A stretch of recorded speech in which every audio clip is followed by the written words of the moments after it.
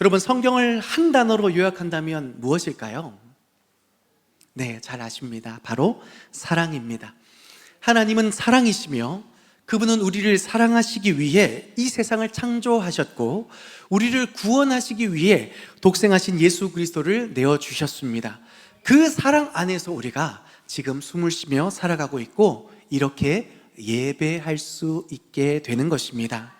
그렇다면 우리 인생에서 가장 잘한 일이 무엇일까요? 바로 사랑하는 것입니다. 많이 벌었던 날보다 많이 사랑했던 날이 기억에 남고 뭔가를 얻은 날보다 누군가를 위해 마음을 썼던 날이 우리 가슴에는 사실 오래 더 남게 되죠. 남편이 아내를 사랑하는 것, 그것은 단순히 잘해주는 것이 아니라 하나님께서 내게 맡겨주신 한 생명을 소중히 여기고 지켜내는 일입니다.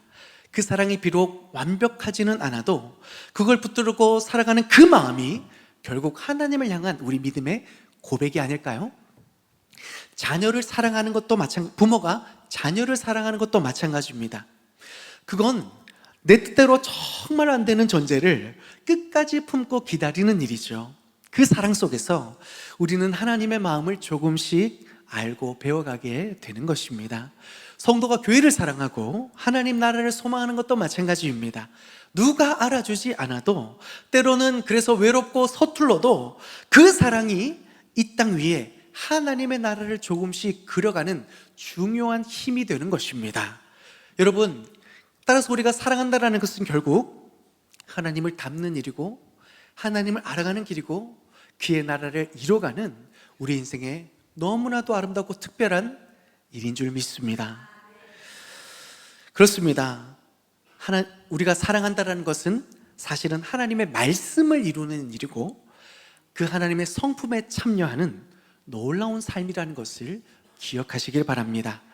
그러니 여러분, 우리가 사랑했던 그 모든 시간이 남편으로서, 부모로서, 성도로서 하나님을 닮아가는 시간이었다면 우리 인생에 있어서 가장 잘한 일은 결국 사랑하는 일인 줄 믿습니다. 그리고 우리 인생의 가장 영광스러운 일도 바로 사랑하는 일인 줄 믿습니다. 그런데 문제는 사랑이 말처럼 쉽지 않다는 데 있죠. 사랑해야 되는 건 너무나 잘 알겠는데 막상 하려고 하면 생각만큼 잘 되지 않습니다.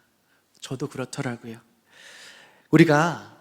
그런데 사랑을 하기 어려운 이유는 안 하려고 하는 것이 아니라 잘 하려다가 보니까 서툴러서 엇박자가 나기 때문입니다. 여러분, 그런데요, 사랑은 타고나서 잘하는 것이 아니라 배우고 연습하고 훈련을 하면서 점점 더 잘할 수 있게 된다는 것을 기억하십시오. 중요한 것은 그렇게 사랑하려면 어떻게 사랑해야 하는지를 알고 훈련해야 된다는 겁니다. 바로 그 지점에서 오늘 우리가 읽은 말씀이 중요합니다. 6장 5절에 하나님께서 우리가 하나님을 어떻게 사랑해야 될지를 본문 가운데 분명히 말씀해 주고 계시기 때문이죠. 단순히 사랑하라가 아니라 어떻게 사랑하라 주님이 말씀하여 주시는데요, 오늘 우리에게 주신 이 말씀에 귀 기울이면서 하나님을 사랑하면서 우리 인생이 더 아름답고 존귀해지고 그 안에서 하나님 안에 부어지는 놀라운 은혜와 축복을 풍성히 누리며 나아갈 수 있는 저와 여러분이 될 수 있기를 간절히 소망합니다. 첫째로 오늘 본문에 하나님께서 우리에게 가르쳐 주신 사랑의 1법칙은 마음을 다하여 하나님을 사랑하라라는 것입니다. 여러분, 마음을 다하여 라는 것은 단순히 감정이 아니라 우리의 중심이 어디를 향해 있느냐를 묻고 있는 내용입니다. 사람은 외모를 봅니다. 그렇죠. 외모를 보면서 저 사람의 표정과 말투를 통해 저 사람이 나를 사랑하나 안 하나. 그런데 그거 여러분 속일 수 있습니까? 없습니까?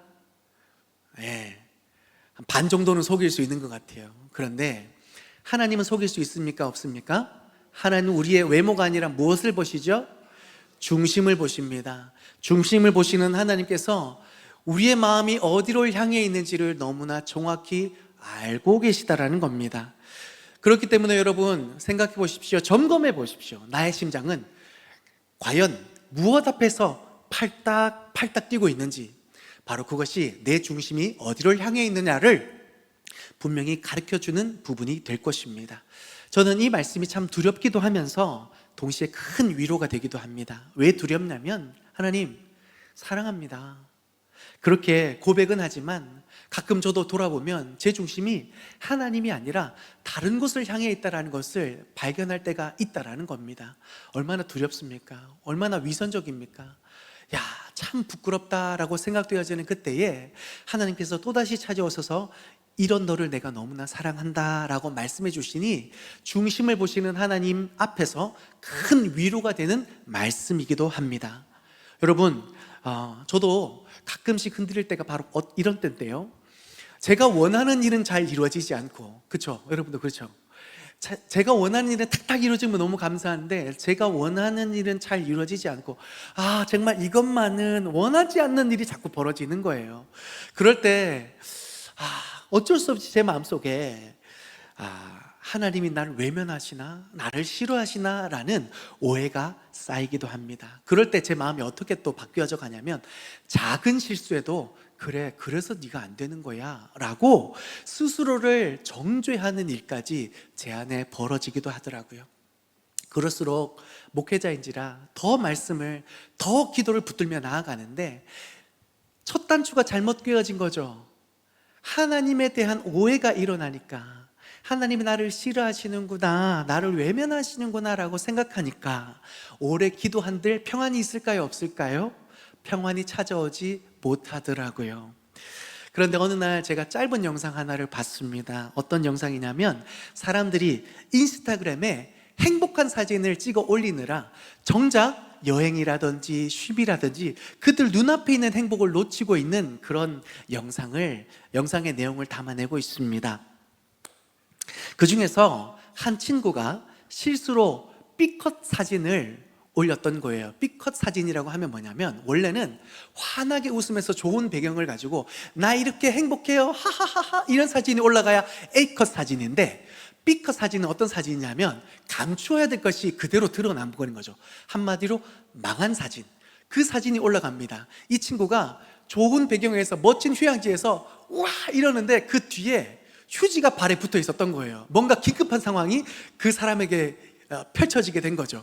그것도 모르고 나는 행복해요 라고 하면서 사진을 찍었는데 그것도 모르고 올려버린 거죠. 그 사진을 본 많은 친구들이 폭소를 일으킵니다. 야, 너 발 뒤에 그거 뭐야? 라고 하면서 휴지가 보면서 정작 당사자는 너무 부끄럽고 빨리 삭제한다고 막 허둥지둥 하는데, 오히려 그것을 바라보던 친구들은 더 공감하고 더 행복한 시간을 가질 수 있게 되었습니다. 저는 이 영상을 보면서 문득 성령께서 제 마음속에 이런 음성을 들려주시는 겁니다. 송 목사, 나는 A급인 모습도 너무 좋지만 사실은 B급, 망했다, 창피하다, 숨기고 싶다 라는 그 순간마저도 나는 널 이렇게 사랑해. 나는 그런 너의 모습을 위해서 십자가를 졌고 나는 그 모습을 위해서 내가 존재하는 거야. 하나님께서 그렇게 말씀해 주시는 그의 음성을 듣고 제가 참 위로가 되었습니다. 여러분, 하나님께서 우리에게 원치 않는 상황을 자꾸 주실 때가 있습니다. 왜 그럴까요? 저는 알면서도 자꾸 까먹는 게 그겁니다.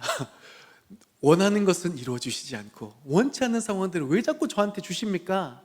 질문해 봤을 때 저는 확실히 깨닫는 한 가지가 뭐냐면, 바로 그때 우리의 본심이 드러나는 겁니다. 우리가 무엇을 의지하고 있는지 우리의 중심이 그제서야 발견되는 겁니다. 왜 이렇게 하나님 위로 주시지 않습니까? 왜 이렇게 돈을 풍족하게 주시지 않습니까? 왜 나는 이렇게 관계 속에서 힘들어해야 됩니까?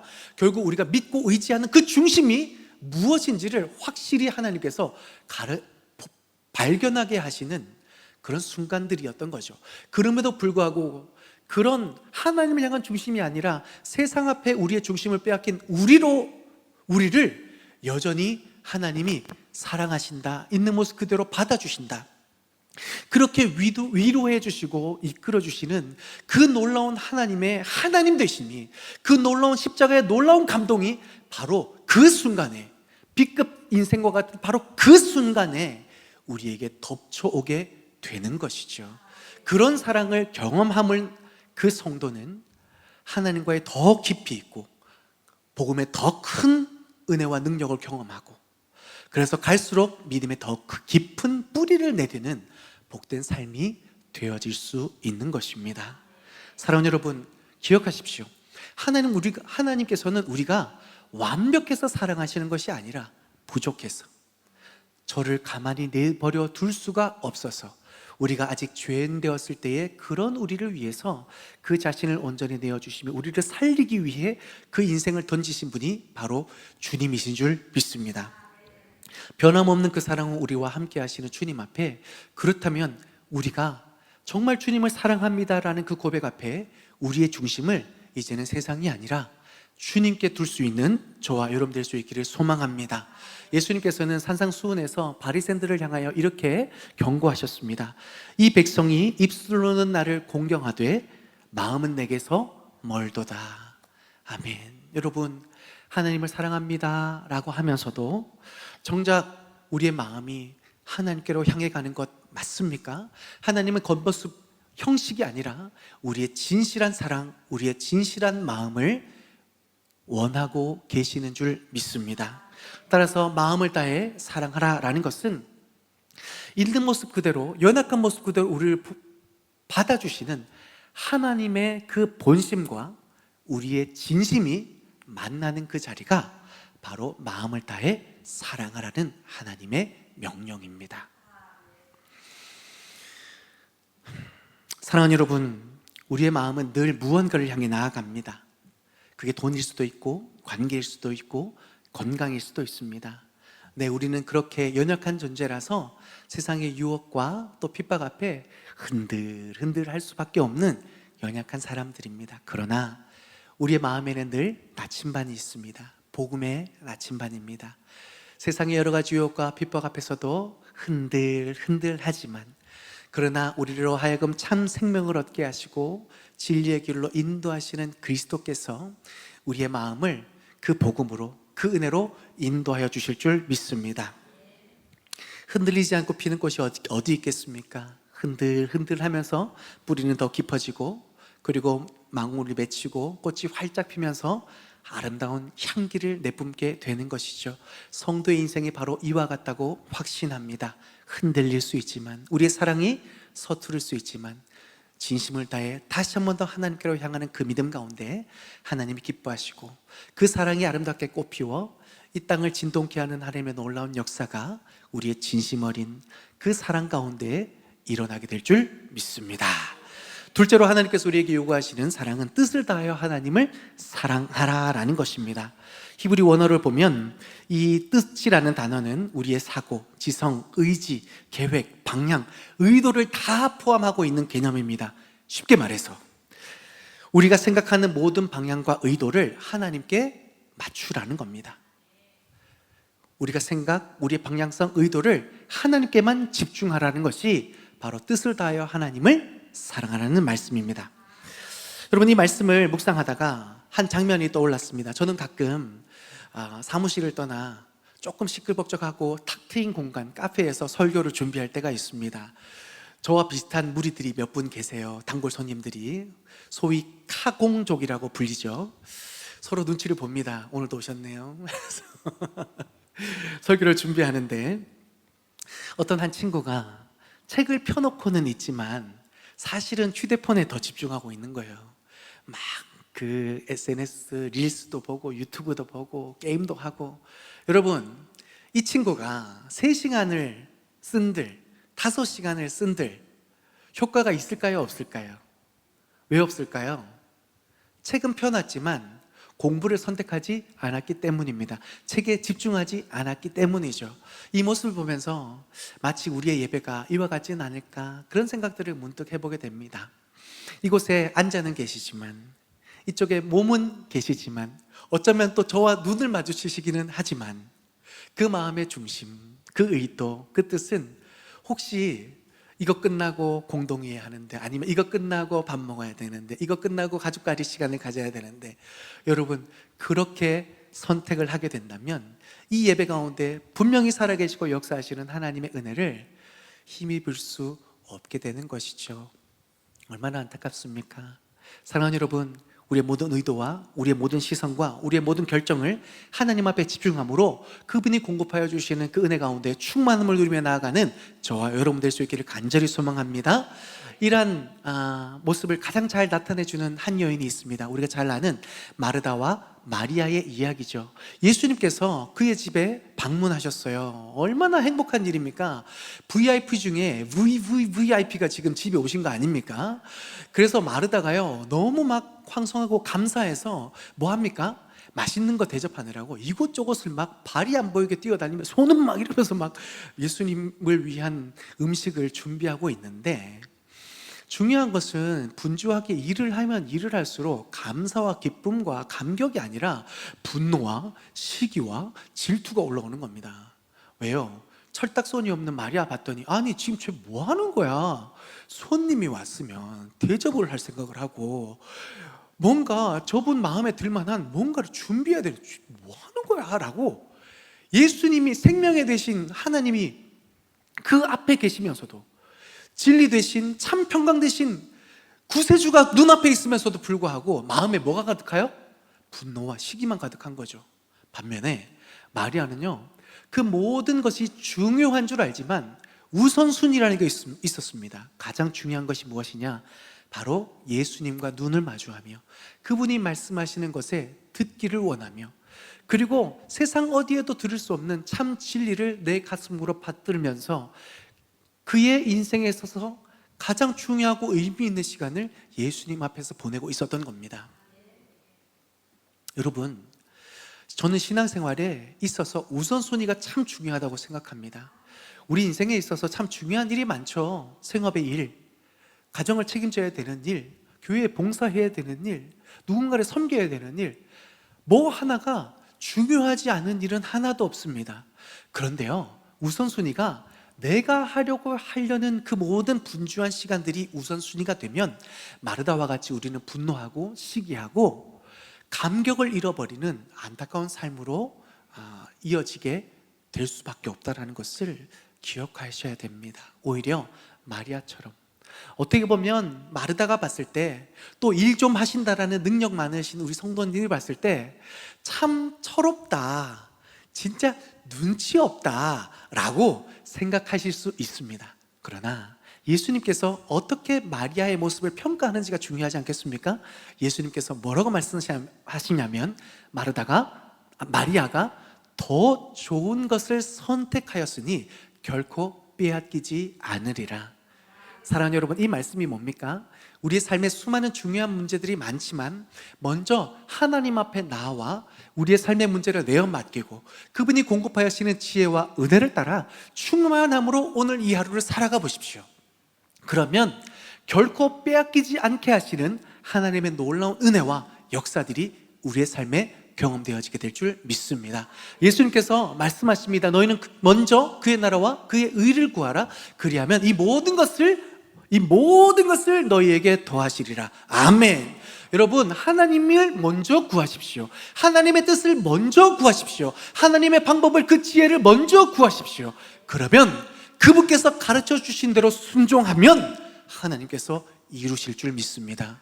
우리가 이 땅의 삶을 살아가면서 믿음을 가진 성도들이 자랑해야 되고 열매 맺어야 되고 부르짖어야 될 것이 무엇입니까? 내가 열심히 해서 어떤 이루는 성과가 아니라 내가 기도하고 엎드렸더니 하나님께서 이루시는 일들이 얼마나 놀랍고 아름다운가, 내 생각보다 상상할 수 없는 하나님의 능력을 우리가 우리의 삶으로 경험하게 되면서 그것이 우리의 자랑이 되어야 할 줄 믿습니다. 뜻을 다하여 여호와를 사랑하는 것은 바로 이와 같은 말씀입니다. 무엇을 하든지 우선순위를 하나님께 두어서 그분의 뜻하신 대로, 그분이 원하시는 대로 믿음으로 살아갔을 때에 모든 것을 합력하여 선을 이루시는 하나님이 과연 내가 분주하게 일하는 것보다, 내 생각대로 하는 것보다 더 크신 일을 이루시는 하나님이시구나라는 것을 분명히 발견하게 되는 그 순간, 우리는 더욱더 하나님께 뜻을 다하여 사랑할 수 있는 그런 믿음의 한 성도가 되어질 줄 믿습니다. 마지막 셋째로요, 힘을 다하여 하나님을 사랑하라고 하나님 우리에게 가르쳐 주십니다. 힘은요, 단순한 체력이 아니라 메오드, 원어로 몹시 아주 넘치도록 하라는 그런 말씀입니다. 무슨 말이냐면 내가 가진 모든 자원과 열정, 시간과 물질을 총동원해서 하나님을 사랑하라 라고 말씀하시는 겁니다. 여러분, 하나님이 먼저 우리를 그 모든 것을 다해서 사랑해 주셨기 때문에 우리도 하나님을 이렇게 사랑하는 것이 마땅한 줄 믿습니다. 여러분, 사람이 좋아하고 사랑하면요, 아낌없이 뭔가를 쏟아냅니다. 부모가 자녀를 위해서 밤새 병간호하고, 자녀가 뭐 필요하다라고 하면 부모가 좀 덜 입고 덜 먹더라도 자녀에게 주는 게 기쁨 아닙니까? 아멘이시죠? 또 어떤 청년이 나 오늘 이거 사고 싶다라고 하면 월급을 아끼고 아르바이트를 해가지고 꼭 그거 사려고 하지 않습니까? 좋아하고 사랑하면 다 그런 모습인 것 같아요. 제가 휴가 때 일본 여행을 잠깐 갔다 왔습니다. 제가 가서 정말 인상 깊게 본 장면 하나가 있어요. 뭐냐면 이번 주 엄청 더웠잖아요. 일본은 더 더웠어요. 제가 땀에 쩔어서 기가 막혀서 길을 걷는데, 아니, 작은 상점 앞에 사람들이 이렇게 줄을 서 있는 거예요. 유명한 브랜드인가 보다 하고 봤는데 전혀 모르는 작은 상점이었습니다. 딱 봐도 두세 시간은 기다려야 되는 그 무더위 속에서 그 줄을 사람들이 웃으면서 기다리고 있는 거예요. 움직이지 않고 기다리고 있는 거예요. 도대체 얼마나 좋으면 저럴까? 라는 생각을 하게 됩니다. 그 다음날 사람들이 또 이렇게 막 모여있길래 또 뭐가 신기한 게 있나 봤는데, 알고 봤더니 일본의 아이돌 그룹의 앨범을 파는 가게였던 겁니다. 딱 봤더니 몰라요. 누군지도 모르겠어요. 근데 가격을 봤더니 너무 비싸요. 한 장에 2만 원 정도 하는 거예요. 여러분 사시겠습니까? 저는 안 삽니다. 그런데요, 중3에서 한 고등학교 좀 초반 되는 여학생이 비닐봉지에 한 20장 가까이 앨범을 이렇게 놓고 캐셔에게 결제하려고 서 있는 거예요. 제가 부모로서 쟤 괜찮나 하고 쳐다봤어요. 그런데 그 표정이요, 얼마나 설레하고 기뻐하는지 몰라요. 막 이러는 거예요. 얼마나 좋아하는지. 저는 저 20장 넘는 저 앨범이 얼마다라고 생각하고 인상을 찡그리고 있었는데, 이 아이는 그렇게 행복한 얼굴로 줄을 서고 있는 거예요. 제가 그 두 모습을 보면서 뭘 깨달았냐면, 좋아하면 이렇게 할 수 있겠구나. 정말로 좋아하는 것에 진심이면 이렇게까지 할 수 있겠구나.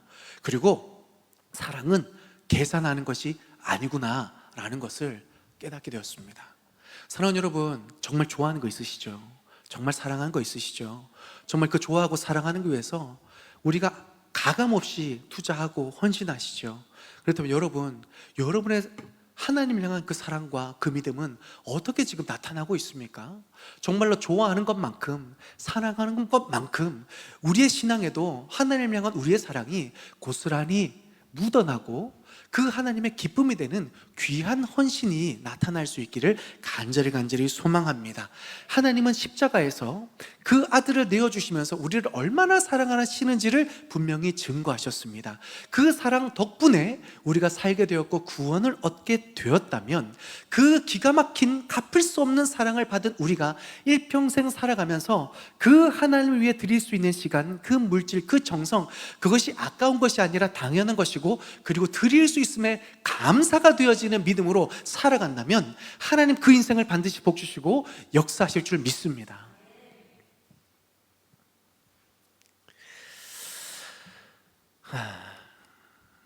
말씀의 결론을 맺습니다.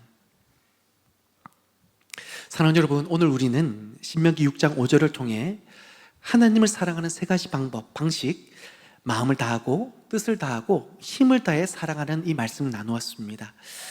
그 말씀은 단순한 명령이 아니라 우리를 향한 하나님 사랑에 대한 우리의 응답입니다. 우리의 응답인 겁니다. 왜 마음을 다해 사랑해야 됩니까?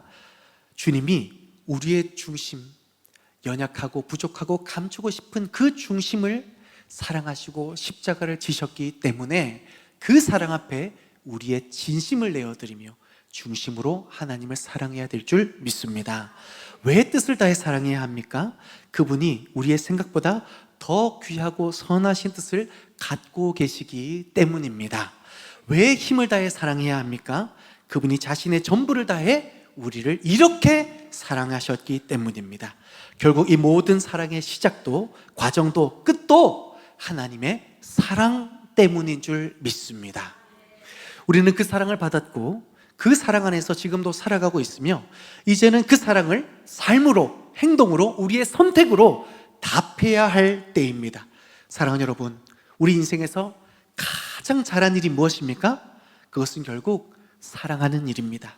남편으로서 사랑하는 그날, 부모로서 인내했던 그 시간, 성도로서 묵묵히 섬겼던 그 순간, 그 모든 때가 하나님을 닮아가는 시간이었고 그분의 말씀을 믿음으로 살아내었던 중요한 순간이었습니다. 사랑은 비록 어렵지만 하나님은 우리가 연습하고 붙들고 넘어지더라도 다시 시작하는 그 믿음의 여정을 정말로 기뻐하시는 줄 믿습니다. 오늘 여러분의 마음은 과연 어디를 향해 있습니까? 여러분의 뜻은 지금 무엇을 추구하고 있습니까? 여러분의 힘은 지금 무엇을 위해 사용되고 있습니까? 하나님을 위해서, 우리를 구원하신 사랑 그 자체이신 하나님을 위해서 더 많이, 더 진심으로, 더 깊이 사랑할 수 있는 저와 여러분 될 수 있기를 소망합니다. 그 사랑이 여러분의 가정을, 여러분의 심령을 살리게 될 줄 믿습니다. 그 사랑이 우리 교회를 일으켜 세우실 줄 믿습니다. 그 사랑이 이 시대를 변화시킬 줄 믿습니다. 그리고 언젠가 우리가 다시 오시는 주님 앞에 섰을 때에 주님이 우리에게 이렇게 말씀하실 것입니다. 네가 나를 이렇게 사랑했구나. 온 마음으로, 온 뜻으로, 온 힘으로 그렇게 사랑해 주었으니 너무 잘했고 고맙다. 착하고 충성된 종아, 네가 작은 일에 충성하였으니 내가 더 많은 것으로 내게 갚아주노라. 사랑하는 여러분, 오늘도 내일도 그 하나님을 사랑하실 수 있길 바랍니다. 그것이 바로 우리가 인생에서 가장 잘한 일이고 하나님께서 가장 귀하게 여기시는 삶인 줄 믿습니다.